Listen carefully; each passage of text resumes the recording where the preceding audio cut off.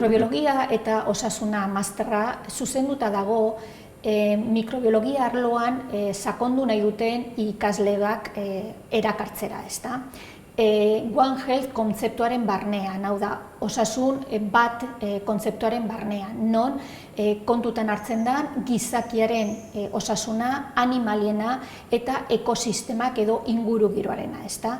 Kasu honetan kontutan hartzen dana eta egiten dana da, ze eragina duten esate baterako elikagaien segurtasunak, ze eragina duen ekosistemak eta ekosistema horietan dauden vektoreak, mikroorganismoen garraiatzaile edo transmisioa moduan, ze eragina duten baitere antimikrobianoen erresistentzia eta noski nola den posible mikroorganismo berrien agerpena pandemia baten aurrean, edo osasun edo pandemikoak izan daitezken mikroorganismoen agerpena. Zerbait klinikoa ikasteko gogoa nuenez, mikrobiologia eta osasuneko master hau aukeratu nuen. Bertan bai bakterioen, virusen, zein onddoen infekzioak ikasteko aukera izan dut eta baita immunologia aldetik zer nolako eragina duen gizakien osasunean ere hori dela eta nik arlo klinikoan ikasteko nuen gogo hori guztiz bete du.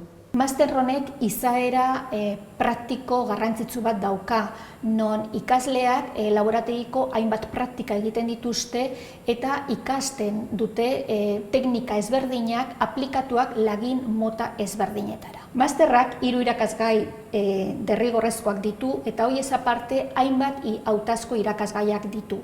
Ikasleak beraiek nahi duten arabera aukeratu ahal izateko. Ni masterrean sartu nintzenean ez neukan batere argi doktorego tesi bat egitea nahi nuenik edo ez. Hori dela eta borondatezko praktikak ere egitea erabaki nuen.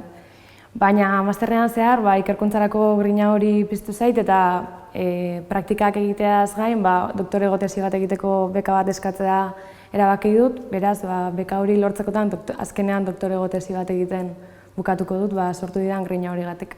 Master amaierako lanak badauka osaera esperimental bat, non ikasleak unibertsitateko laborategietan, ikerketa laborategietan burutu dezaketen, edo baita ere hainbat enpresatan non hitzarmenak edo zeintzuekin hitzarmenak ditugun. Esate baterako, ASTI, Tecnalia, Biogenetics, Osakidetza, Neiker, eta baita ere beste hainbat unibertsitatekin, esate baterako Nafarroako Unibertsitate Publikoa edo Nafarroako Unibertsitatea.